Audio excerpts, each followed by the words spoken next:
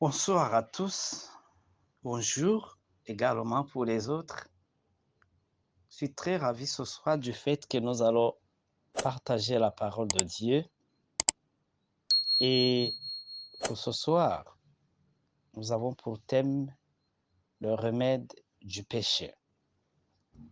Et notre thème de ce jour fait parler, pousse au raisonnement et nous pousse aux interrogations multipliées.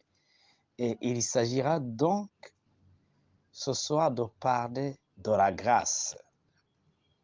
S'il faut tenter, essayer un peu de dire ce que les dictionnaires parlent, naturellement, il faut souligner un fait, ce que j'ai utilisé le 38 dictionnaires, une application ou soit, si vous le voulez, un logiciel biblique, plutôt du dictionnaire. Il parle de plusieurs définitions.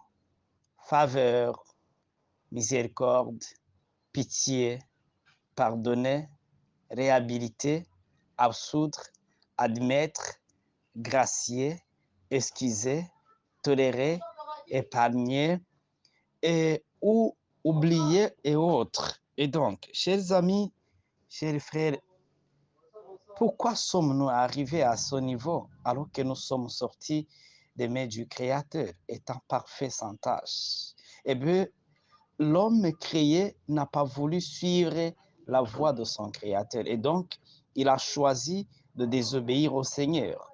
Il a commis eh, le péché. L'homme lui-même a commis le péché. Par son péché, l'homme a creusé un trou. Il a creusé l'abîme. Il a creusé la séparation entre lui et Dieu.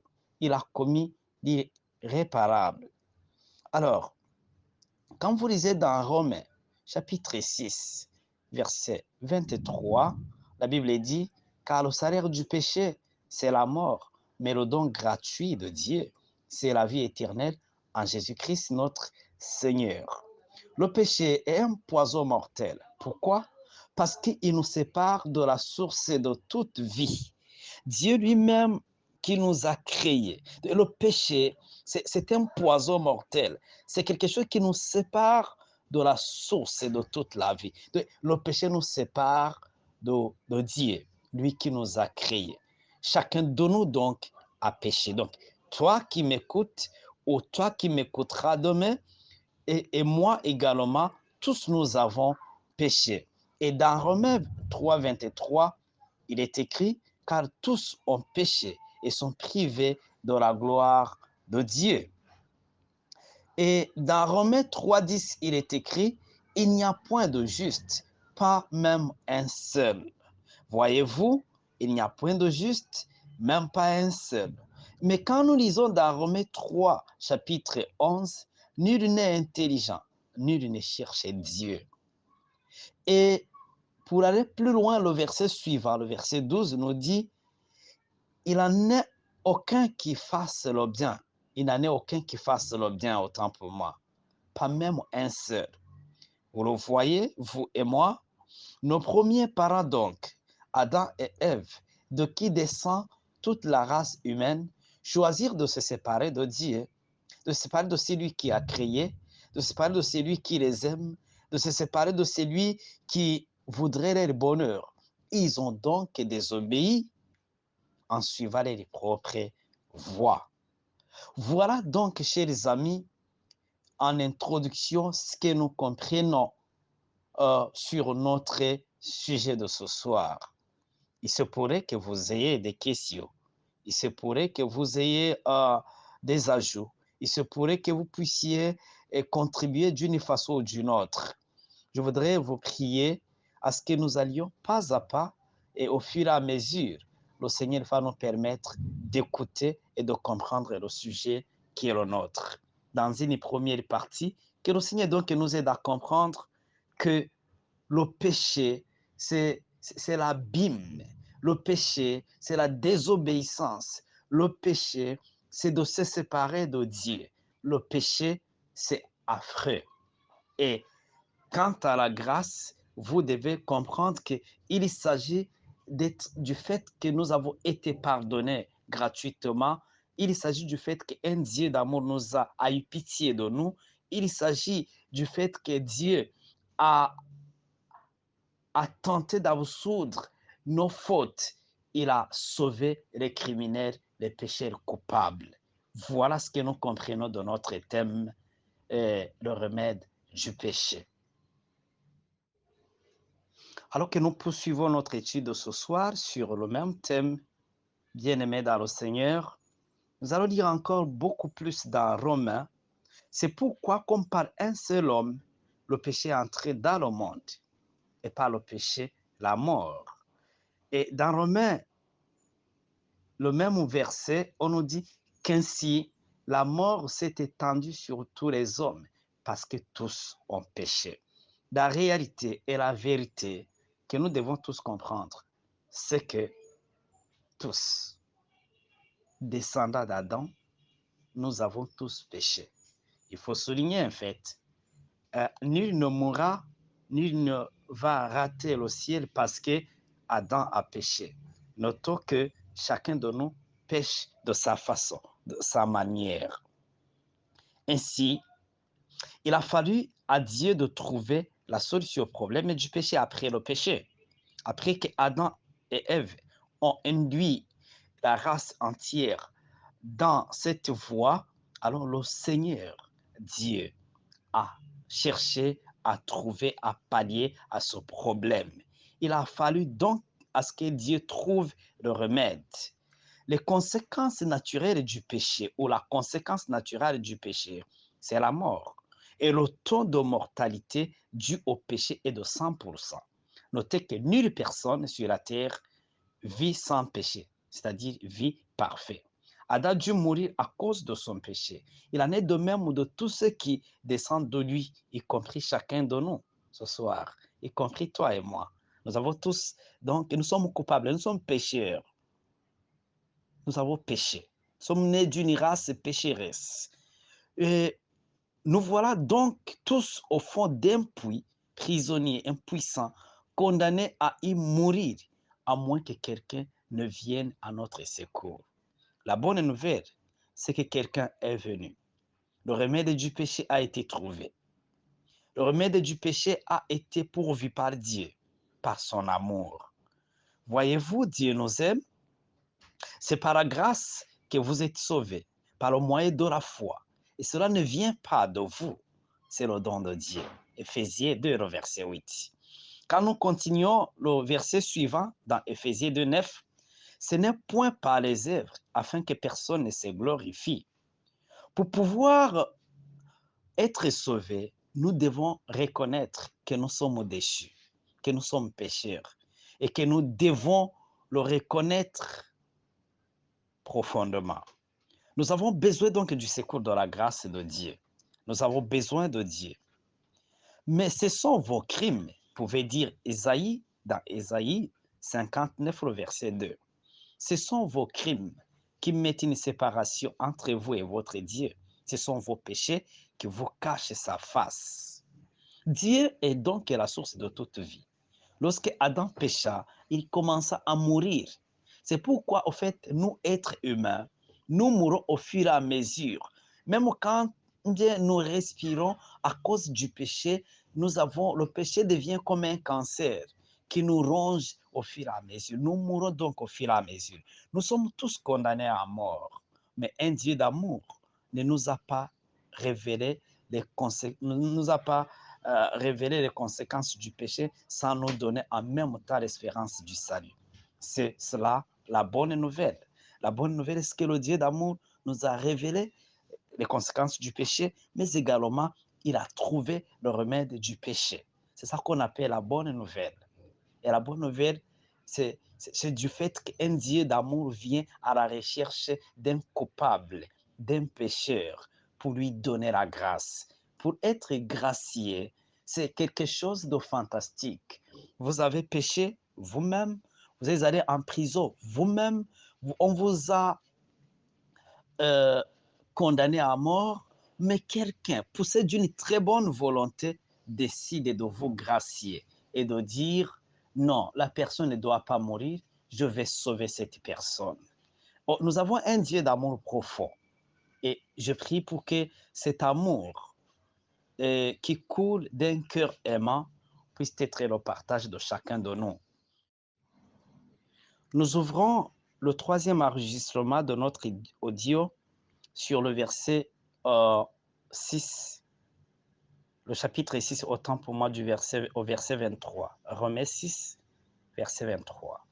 Car le salaire du péché, c'est la mort, mais le don gratuit de Dieu, c'est la vie éternelle en Jésus-Christ notre Seigneur. Le salut donc, c'est un don. Nous ne le méritons pas, pas du tout. Nous ne pouvons pas non plus le mériter par nos bonnes œuvres. Et nous ne pouvons pas l'acheter, quel qu'en soit le prix. La plupart des gens croient que les humains peuvent recevoir le pardon et la vie éternelle en faisant de bonnes œuvres.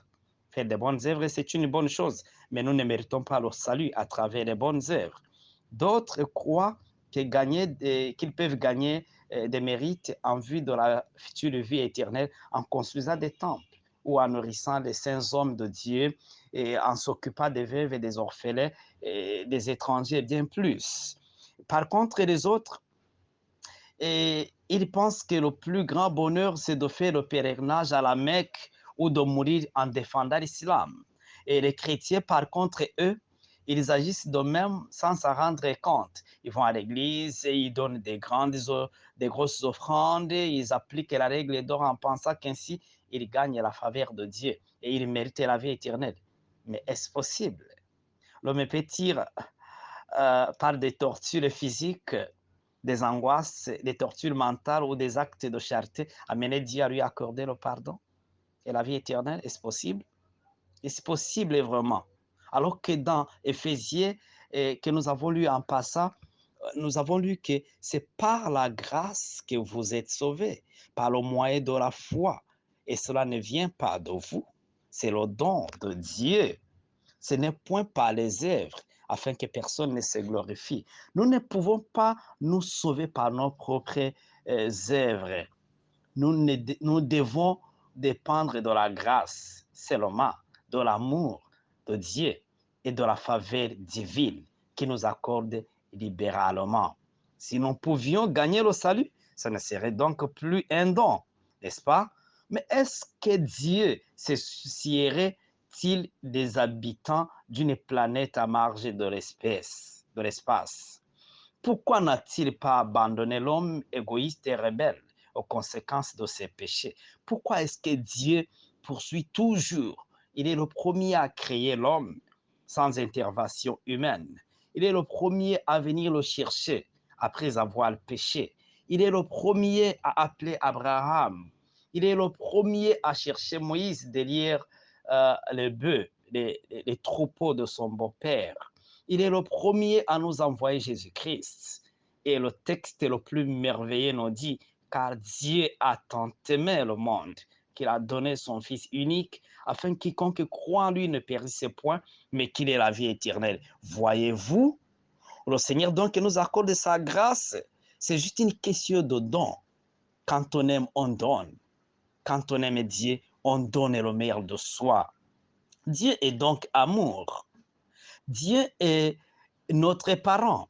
Il nous aime plus que nous les êtres humains, nous aimons nos enfants, surtout quand ils sont malades. Notre Père céleste sait que nous sommes atteints d'un cancer mortel du péché. Dans son amour, il ne peut pas regarder et il ne peut pas garder le silence en ce sens. Dieu sait que ses enfants de la planète Terre ont contracté la maladie du péché et la souffrance qu'ils endurent à cause de cela a amené Dieu à les aimer encore plus. Dieu n'a jamais envisagé de se détourner de nous. Il n'a jamais envisagé de nous laisser périr. Et il n'a jamais envisagé de nous voir souffrir par les conséquences de notre révolte. Quel que soit, quelque mauvais ou bon que vous puissiez être, que vous puissiez paraître, Dieu vous aime et désire vous sauver. Il ne désire pas que vous perissiez. Cependant, nous avons tous péché. Nous nous sommes tous rebellés contre Dieu et nous avons transgressé la loi de Dieu. Mais quand bien même nous l'avons fait, le Seigneur nous aime. Et il nous aime d'un amour sans condition. Il nous aime d'un amour profond. Il nous aime jusqu'au point où il a envoyé son Fils unique, Jésus-Christ, mourir sur la croix à cause de vous et à cause de moi. Alors, donc, vous avez compris que nous avons un Dieu d'amour. Mais bien qu'il soit un Dieu d'amour éternel, c'est aussi un Dieu de justice, voyez-vous? C'est un Dieu d'amour, je suis d'accord. C'est un Dieu de justice, je suis d'accord. Et sur le mont Sinaï, il nous a donné une description de lui-même.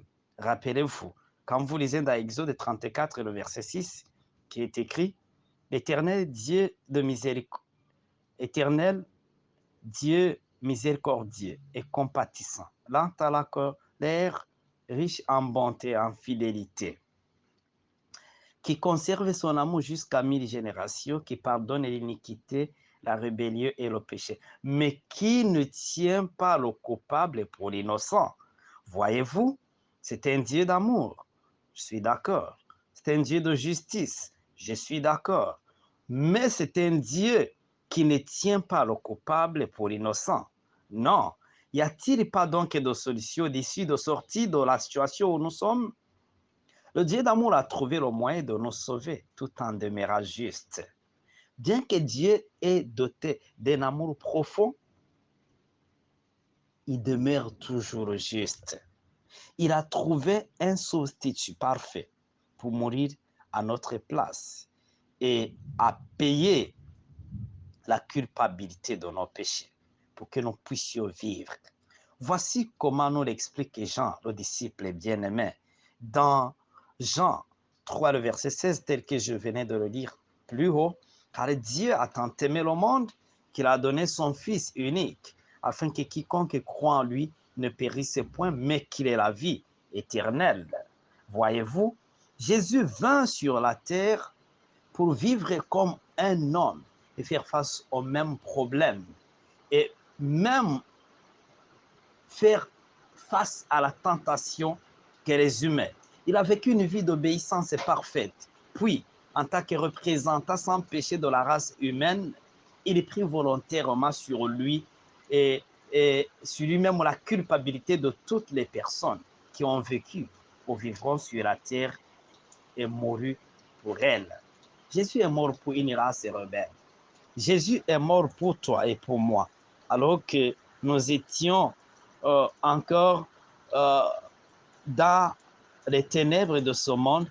Jésus a payé le prix de nos péchés. Et cela nous donne donc le privilège de continuer à pécher parce que Christ a payé nos péchés. Il est écrit dans Romains 5, 19. Car comme par la désobéissance d'un seul homme, beaucoup ont été rendus pécheurs, de même, par l'obéissance d'un seul, beaucoup seront rendus justes. Pour ceux qui croient en Jésus-Christ, pour ceux qui voudraient se donner à Jésus-Christ, pour ceux qui donnent leur vie entre les mains du Seigneur Jésus-Christ, Jésus-Christ les a rendus justes.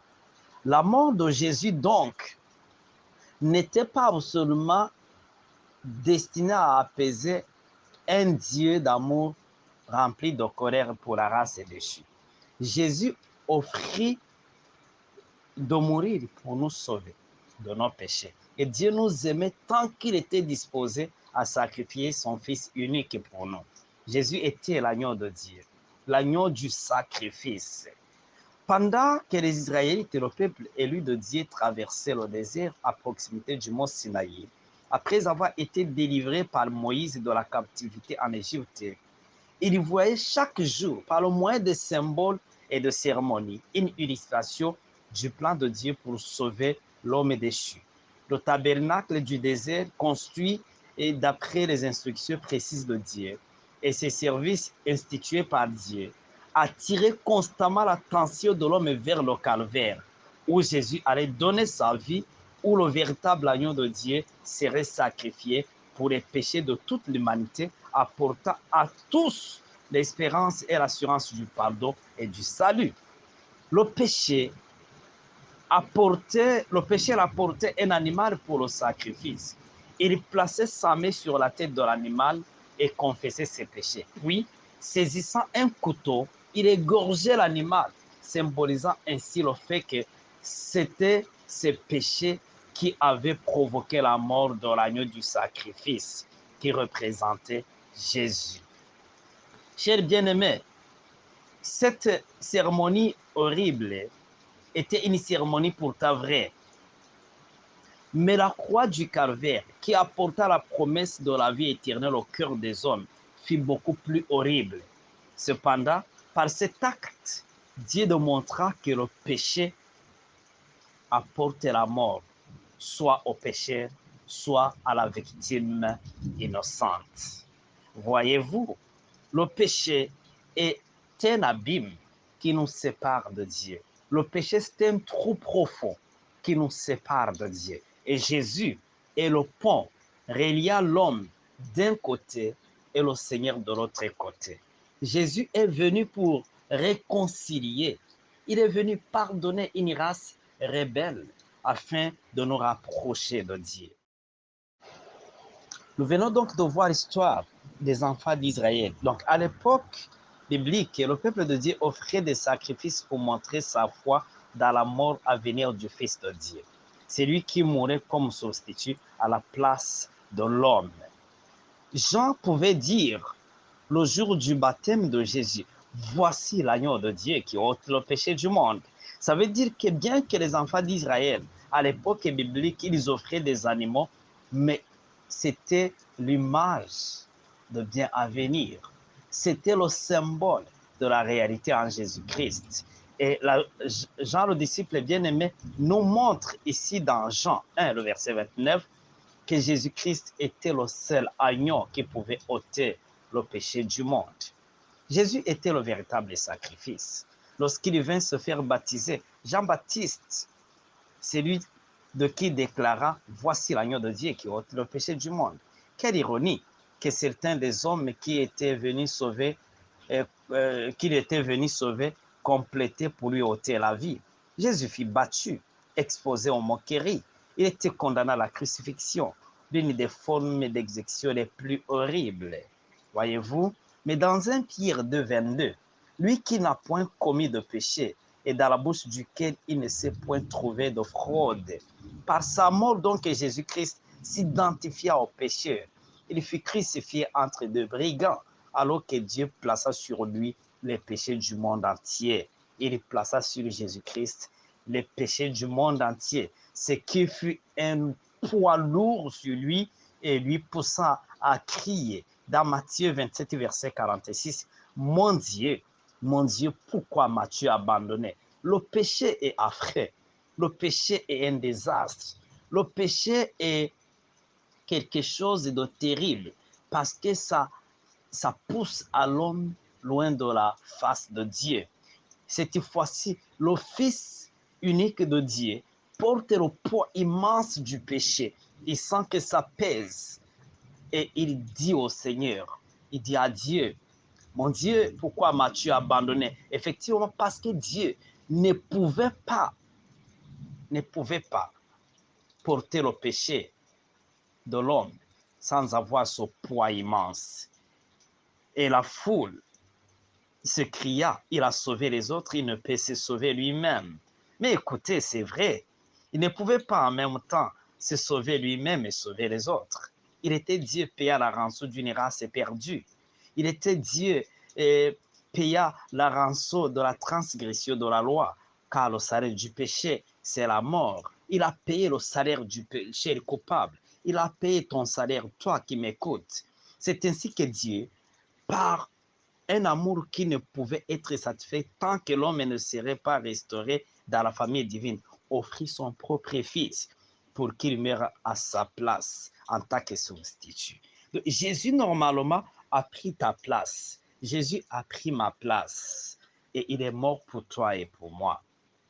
Jésus fut traité comme nous le méritions pour que nous soyons traités comme il le mérite. Il fut condamné pour nos péchés et souffrit notre mort pour que nous puissions avoir la vie éternelle. C'est de cette manière que Dieu pouvait nous donner la vie éternelle tout en étant juste. Non pas à cause de bonnes œuvres que nous aurions faites, mais parce que Dieu nous impute ce que Jésus a fait et la vie parfaite que celui-ci vécut sur cette terre. Chers amis, chers bien-aimés, je suis convaincu d'une chose. c'est que Jésus sur la croix ne pouvait pas se sauver et me sauver. Et il ne pouvait que mourir à ma place afin que je puisse avoir la vie éternelle. Voilà, chers amis, encore une fois de plus, une partie d'enregistrement. J'ai prié le Seigneur qu'il puisse nous aider tous à comprendre que le Seigneur Jésus-Christ a payé nos péchés. Que le Seigneur nous bénisse alors que nous écoutons ce message. Alors, quand nous lisons dans Éphésiens chapitre 2, verset 8, c'est par la grâce que vous êtes sauvés, par le moyen de la foi. Lorsque le geôlier de la prison de Philippe demanda à Paul ce qu'il devait faire pour être sauvé, Paul lui répondit. Nous lisons dans Actes des Apôtres, chapitre 16, verset 31. Crois au Seigneur Jésus et tu seras sauvé. Voyez-vous, reconnaître intellectuellement que Jésus a vécu sur la terre ne suffit pas. Non, il y a trop des intellectuels qui savent que Jésus a vécu, mais qui n'ont jamais donné leur vie à Jésus-Christ. Et dans Jacques 2, le verset 19, les démons même croient aussi qu'il est, et même ils tremblent. Croire en Jésus, c'est plus que croire qu'il est mort il y a de cela 1900 ans ou 2000 ans. La Bible nous dit, croire en Jésus, c'est plus que croire qu'il est mort il y a de cela quelques années. La Bible dit donc que, je m'excuse, confie-toi en l'Éternel de tout ton cœur. Ne t'appuie pas sur ta sagesse. Dans Proverbe 3, le verset 5. Et dans Proverbe 3, le verset 6, il est écrit, reconnais-le dans toutes tes voies et il aplanira tes sentiers. La foi qui sauve, c'est se confier dans le sacrifice de Christ, lui qui a payé le complet de tes péchés, lui qui t'a racheté sur la croix de tous tes péchés. C'est croire que ce n'est pas ce que nous pouvons faire qui nous sauve, mais ce que Jésus a fait sur la croix du calvaire nous sauve. La gloire est toute à Dieu. C'est la grâce de la part de Dieu et la foi de la part de l'homme qui fait totalement confiance en Dieu. Recevoir le salut est simple et pourtant, beaucoup le font paraître si difficile et si compliqué. La question à laquelle nous devons répondre est la même question posée par le geôlier de la prison de Philippe lorsque, au cours de cette terrible nuit, un tremblement de terre ouvrit toutes les portes de la prison. Que dois-je faire pour être sauvé? Tel que nous l'avons lu dans Acte 16 et le verset 30. Il y a 4 choses que vous devez maîtriser, que vous devez comprendre. La première des choses que vous devez maîtriser, c'est que le salut est un don de Dieu, un don gratuit, tel que nous l'avons lu dans Éphésiens 2, 8 et 9.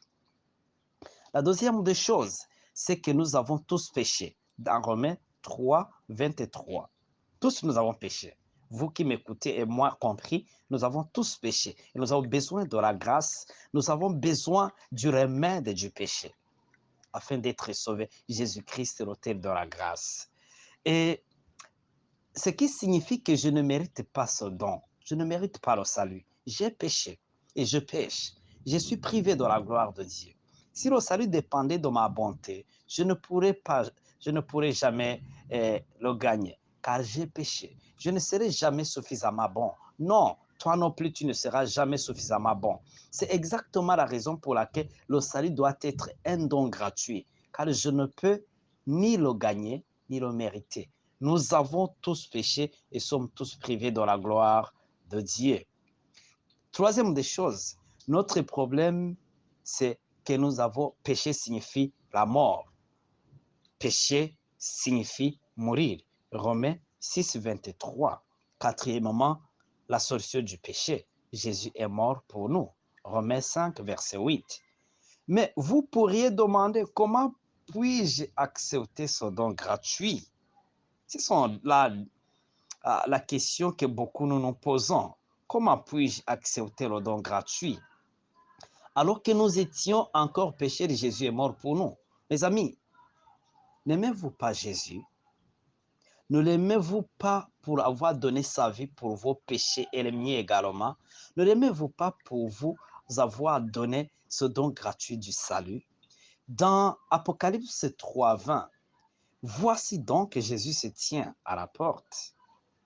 Il dit, voici je me tiens à la porte et je frappe. Bien entendu, vous lui ouvrirez la porte et l'inviterez à entrer. Jésus n'est pas un voleur. Il n'entre pas par la force. Ça veut dire que si le don est gratuit, l'homme doit faire quelque chose. Il doit permettre à ce que l'auteur de la grâce, Jésus-Christ, entre dans son cœur et transforme et change sa vie pour lui donner une seconde chance. Jésus ne force pas. Il n'est pas un brigand. C'est pourquoi il se tient à la porte de chacun de nous. En recevant Jésus, vous recevez le don de la vie éternelle qu'il apporte avec lui. N'est-ce pas merveilleux? Jésus désire pénétrer dans notre vie et dans ton cœur particulièrement. Invite-le à entrer, chers amis, afin qu'il transforme notre vie. Oui, il nous donnera le pouvoir de marcher sur ses traces. Oui, nous serons changés. Nous deviendrons de nouvelles créatures en Jésus-Christ. Oui, nous deviendrons des vainqueurs en Jésus-Christ. Si nous trébuchons et tombons après avoir reçu ce don, il nous pardonnera encore et encore. Puis il nous donnera le pouvoir d'être vainqueurs encore, de le ressembler de plus en plus, d'être comme Jésus-Christ. C'est un processus de croissance que d'apprendre à exercer la foi et la confiance en Jésus, notre Seigneur et Sauveur.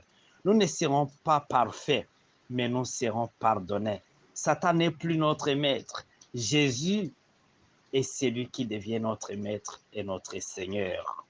Voulez-vous croire, chers amis, croire que Jésus est votre Seigneur? Vous le voyez? Croire signifie avoir la foi, la confiance et accepter le don du salut. Il nous pardonne nos péchés et nous donne aussi le pouvoir de suivre ses traces. Lorsque nous répondons au coup qu'il frappe à la porte de notre cœur et faisons entrer Jésus à l'intérieur, il purifie notre cœur pécheur et nous pardonne. Il nous donne aussi le pouvoir de changer de vie, de surmonter le péché et de lui ressembler de plus en plus. Lorsque Jésus vit en nous, nous pouvons savoir avec une certitude absolue que nous avons la vie éternelle. Le saviez-vous? Nous n'avons pas à nous soucier pour savoir si nous serons sauvés et vivrons éternellement avec Jésus. Non, parce que dans 1 Jean 5:12, celui qui a le Fils a la vie, celui qui n'a pas le Fils de Dieu n'a pas la vie. Je le crois de tout mon cœur. Je t'invite à le croire également. Jésus et Jean dit, je vous ai écrit ces choses, vous qui croyez au Fils de Dieu. Oui, je vous ai écrit ces choses, vous qui croyez au Fils de Dieu, afin que vous sachiez que vous avez la vie éternelle. Oui, chers amis, Jésus désire que nous sachions dès maintenant que nous avons la vie éternelle. Nous pouvons savoir dès maintenant que lorsque nous invitons Jésus dans notre cœur, nous le recevons et nous recevons l'assurance de notre salut. Jésus adresse cette invitation à tous et à chacun, où qu'il soit. Voulez-vous, chers amis, là où vous êtes, accepter son don gratuit? Voulez-vous, chers amis, inviter Jésus-Christ d'entrer dans votre cœur afin de vous donner un avenir meilleur? Voulez-vous transformer votre vie? Voulez-vous devenir les vainqueurs pour toute votre vie? Voulez-vous devenir des chrétiens au sens large du terme? Voulez-vous lui confier votre vie afin qu'il change votre vie, qu'il vous donne votre chance? Jésus est le remède du péché que le monde n'ait jamais connu. Jésus est le remède d'une maladie incurable, une maladie qui touche toute la race humaine. Que le Seigneur nous bénisse et qu'il nous accorde sa grâce, qu'il nous accorde sa grâce infinie, afin que nous puissions demeurer vainqueurs pour toujours. En Jésus-Christ, je vous ai présenté ce message. Amen.